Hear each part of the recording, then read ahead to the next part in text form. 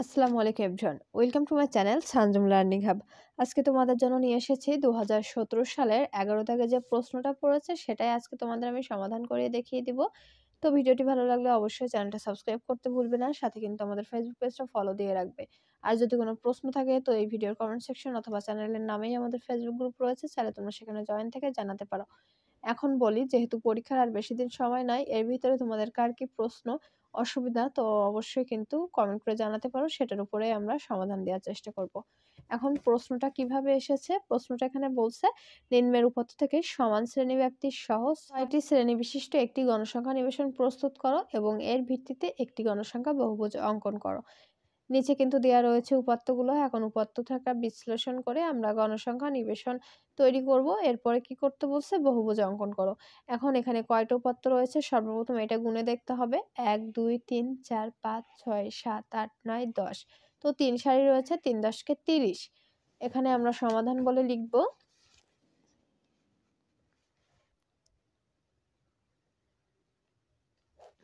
সমাধান বলে লিখে নিলাম। এখন এখানে লিখতে হবে মোট উপাত্ত। আমরা যে মোট উপাত্তটা খুঁজে নিয়েছি, মোট ৩০টা, সেটাই মোট উপাত্ত n সমান কত? ৩০। এরপরে দেখতে হবে কি রয়েছে? সর্বোচ্চ উপাত্ত আর সর্বনিম্ন উপাত্ত। তো সর্বোচ্চ উপাত্ত কত সেটা আগে দেখে নিই। এখানে দেখতে হবে সবচেয়ে বেশি কত রয়েছে? ৬৪-র উপরে কত? ৬৪-র উপরে ৬৭, ৬৭-র উপরে রয়েছে এখানে ৭০, ৮১, ৮১। তাহলে আমাদের সর্বোচ্চ উপাত্ত হচ্ছে ৮১। এখানে নিলাম সর্বোচ্চ উপাত্ত। তোমরা সর্বোচ্চ উপাত্ত বা সর্বোচ্চ সংখ্যা লিখতে পারো। তো সর্বোচ্চ উপাত্ত এখানে ৮১। এরপরে লিখতে হবে সর্বনিম্ন উপাত্ত। সর্বনিম্ন উপাত্ত সমান সবচেয়ে নিচে কত রয়েছে সেটা আমাদের দেখতে হবে। সবচেয়ে নিচে এখানে রয়েছে ৪৬। ৪৬ এর নিচে আর কিছু ৪৬ এর নিচে আর কোনো কিছু নয়। তাইলে হচ্ছে সর্বনিম্ন উপাত্ত ৪৬। এখন আমরা সর্বোচ্চ উপাত্ত, সর্বনিম্ন উপাত্ত পেয়েছি। এরপরে আমাদের বের করতে হয় কি? পরিসর। এখন লিখব অতএব নির্ণয় পরিসর সমান সর্বোচ্চ উপাত্ত মাইনাস সর্বনিম্ন উপাত্ত। তো আমি সর্বোচ্চ উপাত্ত ৮১ এটা লিখে দিলাম। সর্বনিম্ন উপাত্ত হচ্ছে ৪৬। তোমরা পরীক্ষার সময় লিখলে একটু লিখে নিও। আমি আর লিখলাম না কষ্ট করে, যেহেতু তোমাদের বুঝিয়ে দিচ্ছি। এখন আমাদের ৮১ থেকে ৪৬ বিয়োগ করতে হবে।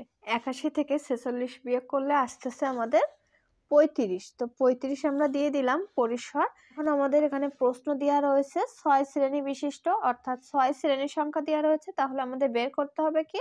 শ্রেণী ব্যাপ্তি। তো আমরা এখানে লিখব, প্রশ্নে দেওয়া আছে, প্রশ্নে দেওয়া আছে শ্রেণীর সংখ্যা সমান ৬। সংখ্যা সমান কত? ৬। তাহলে অতএব শ্রেণী ব্যাপ্তি সমান, শ্রেণী ব্যাপ্তির সূত্রটা জানি আমরা, পরিসর ভাগ শ্রেণীর সংখ্যা। পরিসর ভাগ শ্রেণী সংখ্যা। তাহলে আমাদের পরিসর বের হয়েছে কত?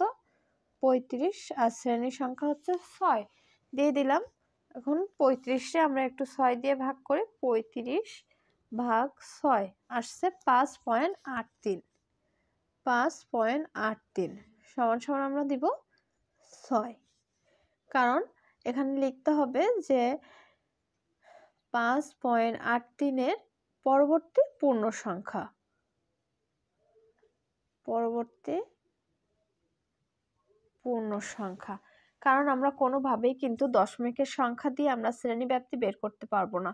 তাহলে আমাদের শ্রেণী ব্যাপ্তি বের হয়েছে কত? ৬।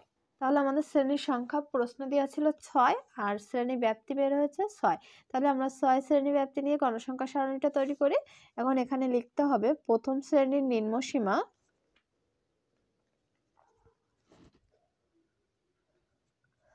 প্রথম শ্রেণীর নিম্নসীমা কত ধরেছি আমরা? এখানে ৪৬। ৪৬ এবং শ্রেণী ব্যাপ্তি ৬ যেটা আমরা বের করেছি। শ্রেণী ব্যাপ্তি ৬ নিয়ে বহির্ভুক্ত পদ্ধতিতে, আমরা কোন পদ্ধতিতে করব সেটাও কিন্তু এখানে দিয়ে দিতে হবে। বহির্ভুক্ত পদ্ধতিতে গণসংখ্যা সারণী তৈরি করা হলো। পদ্ধতিতে গণসংখ্যা সারণী তৈরি করা হলো। এটা হচ্ছে আমাদের গণসংখ্যা সারণী। এখন আমরা এখানে শ্রেণী ব্যাপ্তি তো নিয়েছি, আমরা এবার ঘরটা এঁকে নিই।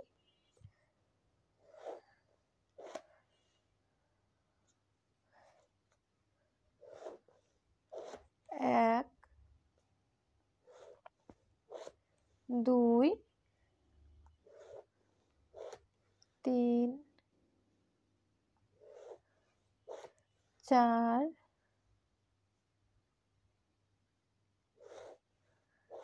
পাঁচ, ছয়। প্রথমে লাগবে আমাদের শ্রেণী ব্যাপ্তি, এরপরে লাগবে আমাদের ট্যালি চিহ্ন, গণসংখ্যা, আর লাগছে মধ্যমান। এখানে আমরা দিব শ্রেণী ব্যাপ্তি, ট্যালি চিহ্ন, এখানে হবে গণসংখ্যা, এটা হবে মধ্যমান। যেহেতু আমাদের বহুভুজ বের করতে বলছে, সেজন্য আমরা কিন্তু এখানে মধ্যমান দিয়েছি। বের করে নিব আমাদের শ্রেণী ব্যাপ্তি। সর্বনিম্ন কত নিতে চেয়েছি? কত? 46। তাহলে আমরা 46 দিলাম। 46 এর উপর থেকে 6, 47, 48, 49, 50, 51, 52। এখানে হচ্ছে আমাদের 52। তাহলে এখানে দিব 52, 52 এর উপরে সেম ভাবে 6 যাব, 53, 54, 55, 56, 57, 58। এখানে হচ্ছে কত? 58। এখানেও আমরা 58 দিলাম। 59, 60, 61, 62, 63, 64। এখানে হবে 64। এখানেও দিলাম 64, 65, 66, 67, 68, 69, 70। এখানে হচ্ছে কত? 70। এখানে দিয়ে দিলাম 70 এর থেকে 71, 72, 73, 74, 75, 76। এখানে হচ্ছে 76। এখানেও দিয়ে দিলাম 76, 77, 78, 79, 80, 81, 82। এখানে হবে কত আমাদের? 82। যেহেতু আমাদের সর্বোচ্চ সংখ্যা বের হয়েছে সর্বোচ্চ সংখ্যা বের হয়েছে 81, আর 81-র উপরে 82 পর্যন্ত রয়েছে, যে কারণে আমাদের পরের ঘরটা আর করা লাগতেছে না। এখন ট্যালি চিহ্নটা কিন্তু খুব মনোযোগ দিয়ে করবে পরীক্ষার হলে, কারণ একটু ভুল হইলেই কিন্তু পুরো অঙ্কটা ভুল হয়ে যাবে। তাহলে ট্যালি চিহ্নের প্রথমে আমাদের কত রয়েছে? 55। তো 55টা আমাদের 52 থেকে 58 এই শ্রেণীতে রয়েছে। এরপরে কত? 58। 58টা দেখো 2 ঘরে রয়েছে, তো নিচের ঘরে দিব, যেহেতু এটা বহির্ভুক্ত পদ্ধতি। এরপরে কত? 50। 50টা প্রথম ঘরে। এরপরে 46 প্রথম ঘরে রয়েছে। 54। 54টাও আমরা দিব এই দ্বিতীয় শ্রেণীতে। 47। 47 এই ঘরে। এরপরে 56। 56টাও এই ঘরে। এরপরে কত? 51। 51টা এই ঘরে রয়েছে। 60। 60 আমরা দিব এই শ্রেণীতে। এরপরে কত? 64। এখানে 2টা ঘর, তাহলে আমরা নিচের শ্রেণীতে দিব 64। এরপরে কত? 61। 61টাও আমাদের এই শ্রেণীতে রয়েছে। পরে কত? 58। 58টাও এই শ্রেণীতে। 65 নিচের শ্রেণীতে। 67। 67টাও আমাদের এই শ্রেণীতে রয়েছে। কত? 50। 50টা আমাদের এই শ্রেণীতে। তো যেহেতু 5 দাগ, তো সেটা আমরা আড়াআড়ি দিয়ে দিলাম। এরপরে 57। 57টা এই শ্রেণীতে। 66। 66 আমাদের এই শ্রেণীতে রয়েছে। এরপরে 63। 63টাও আমাদের এই শ্রেণীতে, এটাও আমরা আড়াআড়ি দিয়ে দিব। পরে 55। 55টা আমাদের রয়েছে এই শ্রেণীতে, তো এটাও আড়াআড়ি দিয়ে দিতে হবে। এরপরে কত? 49। 49টা এই শ্রেণীতে প্রথম ঘরে। পরে 67। 67 এই তো, এখানেও আড়াআড়ি দিয়ে যাব। পরে 79। 79টা আমাদের 76 থেকে 82 এই ঘরে রয়েছে। পরে 70। 70 নিচের শ্রেণীতে হয়ে যাচ্ছে। এরপরে 81 এই শ্রেণীতে। 73 এই ঘরে। 69 আমাদের হচ্ছে এই যে 64 থেকে 69 এই ঘরে। এরপরে কত? 58। 58টা আমাদের এই ঘরে। পরে 69 আবারও। 69 আমাদের হচ্ছে এই যে এই ঘরে। পরে কত? 76। 76টা নিচের শ্রেণীতে। পরে কত? 69। তো 64 থেকে 69 দিয়ে দিলাম। এখন আমরা ট্যালি চিহ্নটা পেয়েছি, এখন গণসংখ্যাটা বের করতে হবে। গণসংখ্যা বের করার জন্য আমাদের কি করতে হয়? গণসংখ্যা বের করার জন্য এখানে যে মানটা রয়েছে সেটা এখানে বসিয়ে দিতে হবে। তাহলে এখানে কত রয়েছে? 5 আর 1 6। 6 দিলাম। এখানে রয়েছে 5। এখানেও 6, এপাশে হচ্ছে 5 আর 3 8, এখানে রয়েছে 2 আর এখানে রয়েছে 3। এখন আমাদের মধ্যমান বের করতে হবে। এখানে আমি একটা তোমাদের দাগ দেই, তাহলে আমার আর ওপাশে যাওয়া লাগতেছে না। এক পৃষ্ঠায় হইলে অঙ্কগুলো করতে একটু সুবিধা হয়। এখন বলি, এই গণসংখ্যাটা আমাদের কিন্তু যোগ করে ফেলতে হবে। 6 প্লাস 5 প্লাস 6 প্লাস এখানে 8 প্লাস 2 প্লাস কত এসেছে 3 সমান 30। 30 কিন্তু আমরা পেয়েছি, আর প্রথমে কিন্তু মোট উপাত্ত 30 ছিল, সেটার সাথে মিলে গিয়েছে। এখন মধ্যমান বের করতে হবে। মধ্যমান বের করার জন্য সরাসরি শ্রেণীব্যাপ্তিতে যেতে হবে। শ্রেণীব্যাপ্তির প্রথম নিম্ন সীমা আর উচ্চ সীমাটা যোগ করে 2 দিয়ে ভাগ করতে হবে। তো এখানে করি, 46 প্লাস আসছে আমাদের 52 সমান আসছে 98।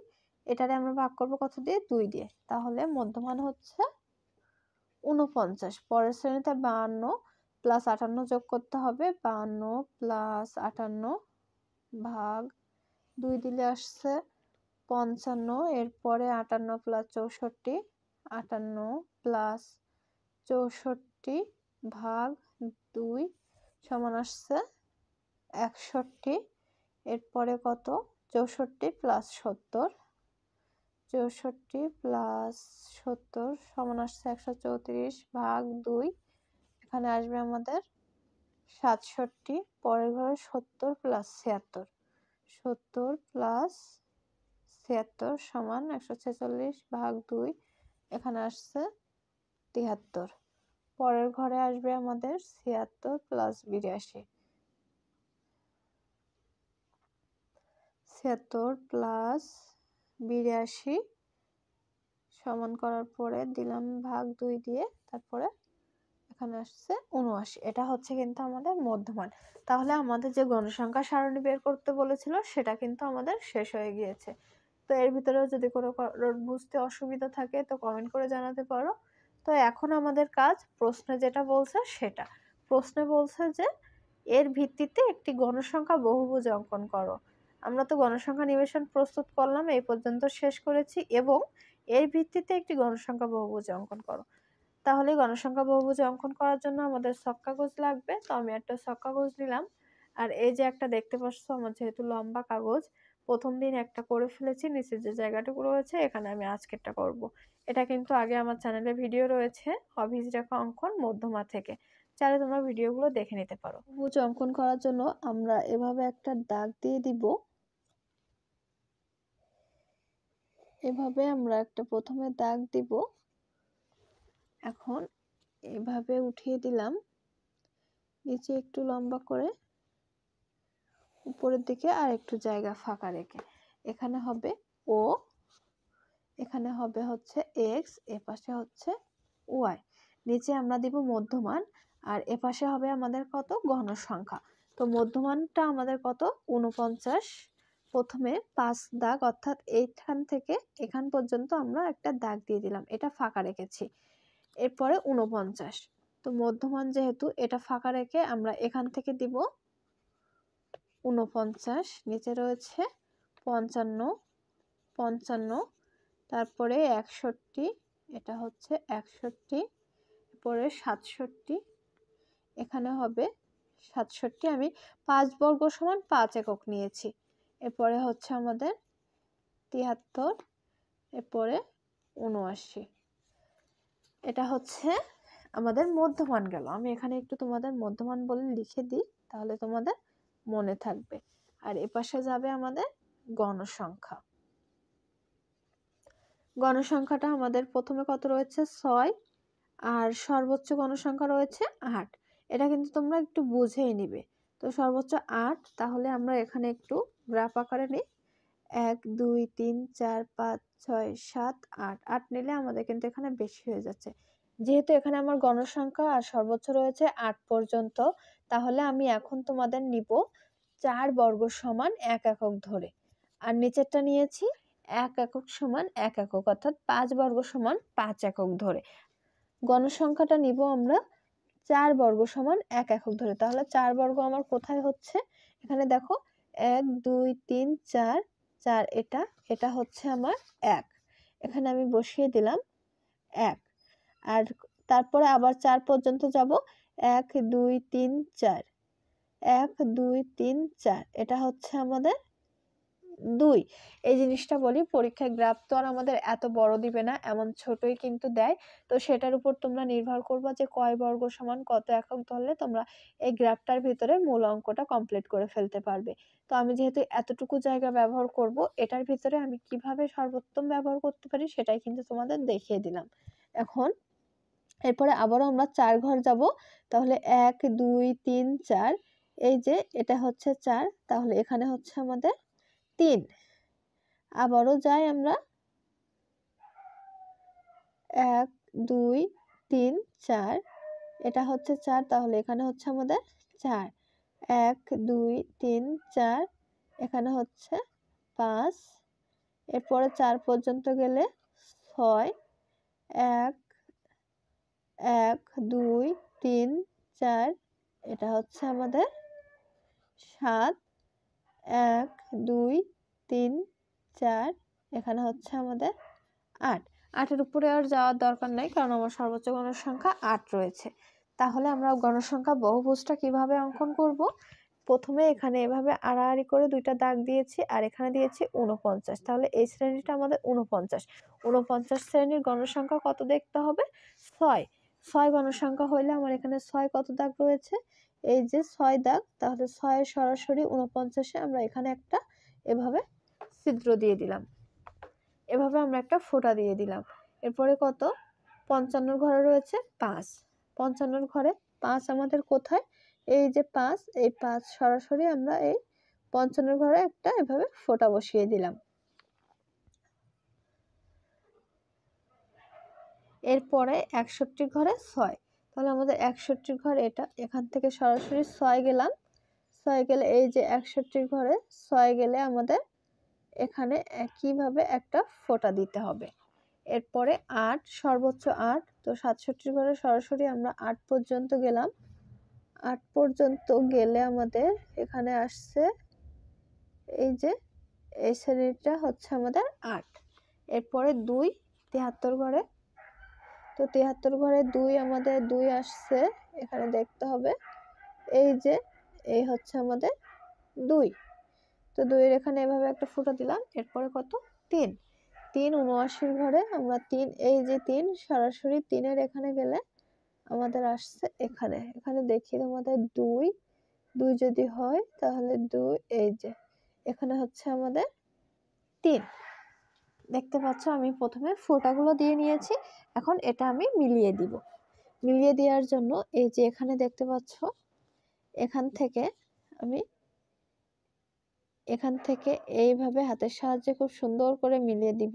এখানে স্কেল না ব্যবহার করাই ভালো তোমাদের জন্য। যেভাবে মিলালে খুব সুন্দরভাবে মিলে সেটা খেয়াল রাখতে হবে। তবে একটা জিনিস বলি, যদি খুব বেশি দূরত্ব মনে হয় তোমরা হাতে মিলাতে পারবে না, সেক্ষেত্রে এমন করে একটা স্কেল নিতে পারো। তবে যখন দেখবে যে না পারছো হাতে মিলাইতে কিংবা অসুবিধা হচ্ছে, আমি স্কেলটা ধরাটাও তোমাদের দেখিয়ে দিলাম কিভাবে রাউন্ড হয়ে আসছে। দেখো এই যে, আর এটারে আমি এভাবে হাতের সাহায্যে রাউন্ড করে দিয়েছি। এটা এখান থেকে আমরা সরাসরি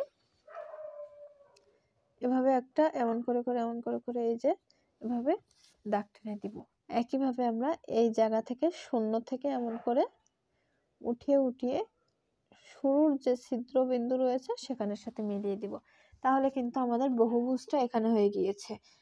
যদি আমরা এই জায়গাটা আরেকটু বেশি করে এতটা নিতাম তাহলে কিন্তু এটা আরো একটু এমন ছড়িয়ে যেত, সেটা হলেও কিন্তু ভালো দেখা যেত। তবে আমি অল্প জায়গায় করেছি, এই যে আমাদের বহুভুজটা হয়ে গিয়েছে। এটাই কিন্তু বহুভুজের অঙ্ক। তো আজকের অঙ্কটি তোমাদের কাছে কেমন লেগেছে অবশ্যই কিন্তু কমেন্ট করে জানাতে ভুলবে না। দেখো অল্প সময়ের মধ্যে তোমরা বুঝতে পারলে অঙ্কগুলো শেষ করে ফেলতে পারবে। তো এরপরও যদি কোনো প্রশ্ন থাকে কমেন্ট করে জানাতে পারো।